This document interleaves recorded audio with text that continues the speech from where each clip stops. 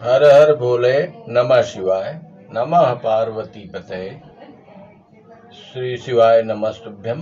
माता पार्वती का वह प्रश्न जो सनातन धर्मावलंबियों को कृतकृत्य करते हुए श्री राम प्रेमियों को माता जी का वह प्रश्न जो कि भगवान शिव ने श्री रामचरितमानस की कथा प्रकट किया। वर्णन है कैलाश पर्वत पर उसकी सुंदरता का वर्णन किया है। यहाँ पे गोस्वामी जी सिद्ध तपस्वी योगीगण देवता किन्नर और मुनियों के समूह उस पर्वत पर रहते हैं।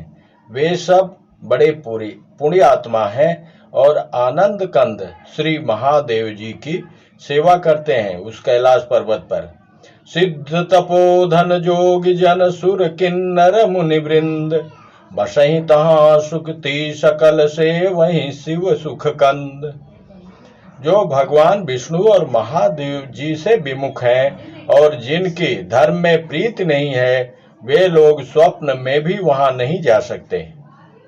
उस पर्वत पर एक विशाल बरगद का पेड़ है जो नित्य नवीन और सब काल 6 ऋतुओं में सुंदर रहता है। वहां तीनों प्रकार की शीतल मंद और सुगंध वायु बहती रहती है और उसकी छाया बड़ी ठंडी रहती है। वह शिव जी के विश्राम करने का वृक्ष है जिसे वेदों ने गाया है। एक बार प्रभु शिव जी उस वृक्ष के नीचे गए और उसे देखकर उनके हृदय में बहुत आनंद हुआ।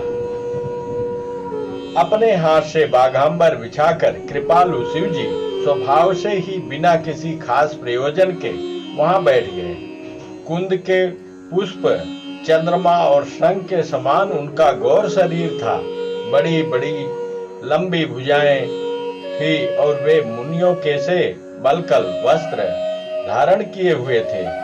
उनके चरण नए पूर्ण रूप से खिले हुए लाल कमल के समान थे। नखों की ज्योति भक्तों के हृदय का अंधकार हरने वाली थी।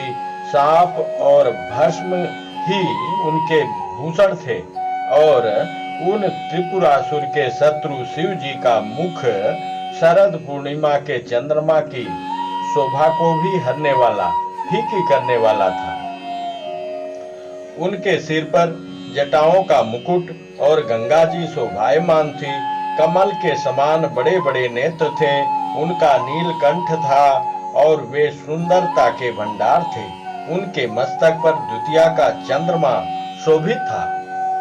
कामदेव के शत्रु शिव जी वहां बैठे हुए ऐसे शोभित हो रहे थे मानो शांत रस ही शरीर धारण करके बैठा हो।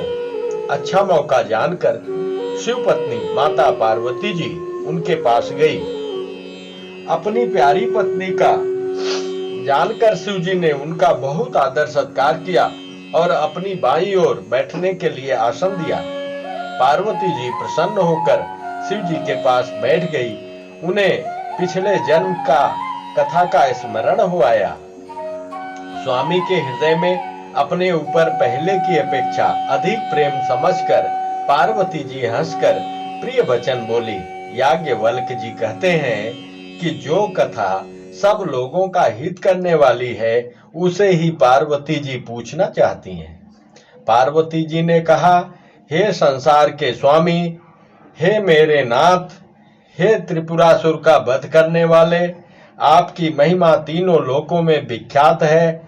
चर अचर नाग मनुष्य और देवता सभी आपके चरण कमलों की सेवा करते हैं। हे प्रभु, आप समर्थ सर्वज्ञ और कल्याण स्वरूप हैं। सब कलाओं और गुणों के निधान हैं और योग ज्ञान और वैराग्य के भंडार हैं। आपका नाम शरणागतों के लिए कल्प वृक्ष है। हे सुख की राशि, यदि आप मुझ पर प्रसन्न हैं और सचमुच मुझे अपनी दासी या अपनी सच्ची दासी जानते हैं तो हे प्रभु, आप श्री रघुनाथ जी की नाना प्रकार की कथा कहकर मेरा अज्ञान दूर कीजिए। जिसका घर कल्प वृक्ष के नीचे हो, वह भला दरिद्रता से उत्पन्न दुखों को क्यों सहेगा। हे शशिभूषण, हे नाथ, हृदय में ऐसा विचार कर मेरी बुद्धि के भारी भ्रम को दूर कीजिए। हे प्रभु, जो परमार्थ तत्व ब्रह्म के ज्ञाता और वक्ता मुनि हैं, वे श्री रामचंद्र जी को अनादि ब्रह्म कहते हैं और शेष सरस्वती, वेद और पुराण सभी श्री रघुनाथ जी का गुण गाते हैं। और हे कामदेव के शत्रु, आप भी दिन रात आदर पूर्वक राम राम जपा करते हैं। ये राम वही अयोध्या के राजा के पुत्र हैं या अजन्मा निर्गुण और अगोचर कोई और राम है? यदि वे राजपुत्र हैं तो ब्रह्म कैसे, और यदि ब्रह्म है तो स्त्री के विरह में उनकी मति बावली कैसे हो गई। इधर उनके ऐसे चरित्र देखकर और उधर उनकी महिमा सुनकर मेरी बुद्धि अत्यंत चकरा रही है। यदि इच्छा रहित व्यापक समर्थ ब्रह्म कोई और है तो हे नाथ, मुझे उसे समझा कर कहिए। मुझे नादान समझकर मन में क्रोध न लाइए। जिस तरह मेरा मोह दूर हो वही कीजिए। मैंने पिछले जन्म में वन में श्री रामचंद्र जी की प्रभुता देखी थी, परंतु अत्यंत भयभीत होने के कारण मैंने वह बात आपको सुनाई नहीं। तो भी मेरे मलिन मन को बोध न हुआ। उसका फल भी मैंने अच्छी तरह पा लिया। अब भी मेरे मन में कुछ संदेह है। आप कृपा कीजिए, मैं हाथ जोड़कर विनती करती हूँ। हे प्रभु, आपने उस समय मुझे बहुत तरह से समझाया था, फिर भी मेरा संदेह नहीं गया। हे नाथ, यह सोचकर मुझ पर क्रोध न कीजिए। मुझे अब पहले जैसा मोह नहीं है। अब तो मेरे मन में राम कथा सुनने की रुचि है। हे शेषनाग को अलंकार रूप में धारण करने वाले देवताओं के नाथ, आप श्री रामचंद्र जी के गुणों की पवित्र गाथा कहिए। मैं पृथ्वी पर सिर टेक कर आपके चरणों की वंदना करती हूँ और हाथ जोड़कर विनती करती हूँ। आप वेदों के सिद्धांतों को निचोड़कर श्री रघुनाथ जी का निर्मल यश वर्णन कीजिए। यद्यपि स्त्री होने के कारण मैं उसे सुनने की अधिकारिणी नहीं हूँ, तथापि मैं मन, वचन और कर्म से आपकी दासी हूँ। संत लोग जहाँ आर्त अधिकारी पाते हैं, वहाँ गूढ़ तत्व भी उससे नहीं छिपाते। हे देवताओं के स्वामी, मैं बहुत ही आर्त भाव दीनता से पूछती हूँ। आप मुझ पर दया करके श्री रघुनाथ जी की कथा कहिए। पहले तो वह कारण विचार कर बतलाइए जिससे निर्गुण ब्रह्म सगुण रूप धारण करता है। क्या कारण है? फिर हे प्रभु, श्री रामचंद्र जी के अवतार जन्म की कथा कहिए तथा उनका उदार बाल चरित्र कहिए। फिर जिस प्रकार उन्होंने श्री जानकी जी से विवाह किया वह कथा कहिए, और फिर यह बतलाइए कि उन्होंने जो राज्य छोड़ा सो किस दोष से। हे नाथ, फिर उन्होंने वन में रहकर जो अपार चरित्र किए तथा जिस तरह रावण को मारा वह कहिए। हे सुख स्वरूप शंकर जी, फिर आप उन सारी लीलाओं को कहिए जो उन्होंने राज्य सिंहासन पर बैठकर की थी। हे कृपाधाम, फिर वह अद्भुत चरित्र कहिए जो श्री रामचंद्र जी ने किया। वे रकुल शिरोमणि प्रजा सहित किस प्रकार अपने धाम को गए। हे प्रभु, फिर आप उस तत्व को समझा कर कहिए जिसकी अनुभूति में ज्ञानी मुनिगण सदा मग्न रहते हैं। और फिर भक्ति, ज्ञान, विज्ञान और वैराग्य का विभाग सहित वर्णन कीजिए। इसके सिवा श्री रामचंद्र जी के और भी जो अनेक रहस्य छिपे हुए भाव अथवा चरित्र हैं उनको कहिए। हे नाथ, आपका ज्ञान अत्यंत निर्मल है। हे प्रभु, जो बात मैंने न भी पूछी हो, हे दयालु, उसे भी आप छिपा न रखिएगा। वेदों ने आपको तीनों लोकों का गुरु कहा है। दूसरे पामर जीव इस रहस्य को क्या जाने। पार्वती जी के सहज, सुंदर और छल रहित सरल प्रश्न सुनकर शिव जी के मन को बहुत अच्छे लगे। श्री महादेव जी के हृदय में सारे रामचरित्र आ गए।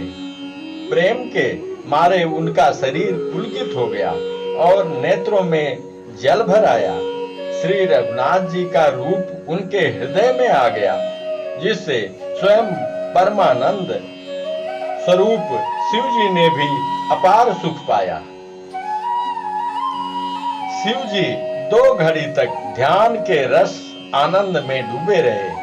फिर उन्होंने मन को बाहर खींचा और तब वे प्रसन्न होकर श्री रघुनाथ जी का चरित्र वर्णन करने लगे। जिसके बिना जाने झूठ भी सत्य मालूम होता है, जैसे बिना पहचाने रस्सी में सांप का भ्रम हो जाता है और जिसके जान लेने पर जगत का उसी तरह लोप हो जाता है, जैसे जागने पर स्वप्न भ्रम जाता रहता है। मैं उन्हीं श्री रामचंद्र जी के बाल रूप की वंदना करता हूँ, जिनका नाम जपने से सब सिद्धियां सहज ही प्राप्त हो जाती हैं। मंगल के धाम, अमंगल के हरने वाले और श्री दशरथ जी के आंगन में खेलने वाले वे बाल रूप श्री रामचंद्र जी मुझ पर कृपा करें। त्रिपुरासुर का वध करने वाले शिव जी श्री रामचंद्र जी को प्रणाम करके आनंद में भरकर अमृत के समान वाणी बोले, हे गिरिराज कुमारी पार्वती, तुम धन्य हो, तुम्हारे समान कोई उपकारी नहीं है। जो तुमने श्री रघुनाथ जी की कथा का प्रसंग पूछा है, जो कथा समस्त लोकों के लिए जगत को पवित्र करने वाली गंगा जी के समान है, तुमने जगत के कल्याण के लिए ही प्रश्न पूछे हैं। तुम श्री रघुनाथ जी के चरणों में प्रेम रखने वाली हो। हे पार्वती, मेरे विचार में तो श्री राम जी की कृपा से तुम्हारे मन में स्वप्न में भी शोक, मोह, संदेह और भ्रम कुछ भी नहीं है। फिर भी तुमने इसलिए वही पुरानी शंका की है कि इस प्रसंग के कहने सुनने से सबका कल्याण होगा। जिन्होंने अपने कानों से भगवान की कथा नहीं सुनी, उनके कानों के छिद्र सांप के बिल के समान हैं। जिन्होंने अपने नेत्रों से संतों के दर्शन नहीं किए, उनके वे नेत्र मोर के पंखों पर दिखने वाली नकली आंखों की गिनती में है। वे सिर कड़वी तूबी के समान हैं, जो श्री हरि और गुरु के चरण तल पर नहीं झुकते। जिन्होंने भगवान की भक्ति को अपने हृदय में स्थान नहीं दिया, वे प्राणी जीते हुए ही मुर्दे के समान हैं। जो जीव श्री रामचंद्र जी के गुणों का गान नहीं करती, वे मेढक की जीभ के समान है। वह हृदय वज्र के समान कड़ा और निष्ठुर है, जो भगवान के चरित्र सुनकर हर्षित नहीं होता। हे पार्वती, श्री रामचंद्र जी की लीला सुनो। यह देवताओं का कल्याण करने वाली और दैत्यों को विशेष रूप से मोहित करने वाली है। राम कथा सुरधेनु सम, सेवत सब सुख दानी, सत समाज सुरलोक सब, को न सुने यस जान। श्री राम जी की कथा कामधेनु के समान सेवा करने से सब सुखों को देने वाली है, और जो सत्पुरुषों के समाज ही सब देवताओं के लोक है, ऐसा जानकर इसे कौन न सुनेगा। राम कथा सुंदर कर तारी, संशय बिहग उड़ाव निहारी। राम कथा कलि बिटप कुठारी, सादर सुनु गिरिराज कुमारी।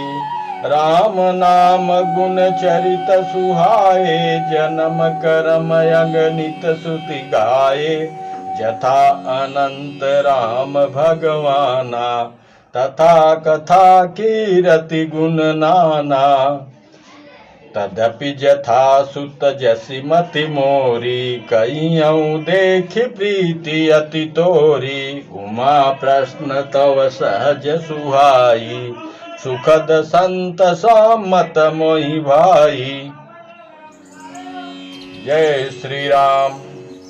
परम वैष्णवाचार्य भगवान भोलेनाथ प्रभु श्री राम की भक्ति में मगन रहने वाले, आनंदित रहने वाले, वह श्री रामचरितमानस प्रकट नहीं किए। माता जी को जब अधिकारी जाना तब महेश ने यह श्री रामचरितमानस प्रकट किया। ऐसा है, गोस्वामी जी लिखते हैं, रचि महेश निज मानस राखा, पाई सुसमो शिवासन भाखा। इसी से इस गोस्वामी जी के रामचरितमानस नामक ग्रंथ उन्होंने भगवान शंकर की प्रेरणा से लिखा। भगवान शंकर से अगर पूछा जाए कि आप किसका ध्यान करते हैं, तो कहते हैं अपने स्वामी प्रभु श्री राम का। और श्री राम से अगर पूछें तो जगह जगह श्री राम जी प्रभु भोलेनाथ का स्तुति प्रार्थना करते रहते हैं। रामेश्वर की स्थापना किए लंका पे चढ़ाई करने के पहले।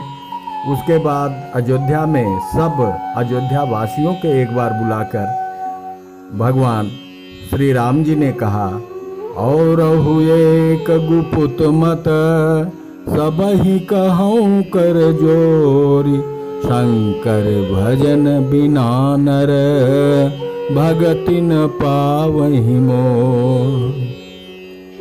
शंकर प्रभु भगवान शंकर के भक्ति के बगैर हमारी भक्ति नहीं मिल सकती। उनकी कृपा, शंकर भगवान की कृपा से सब कुछ संभव है।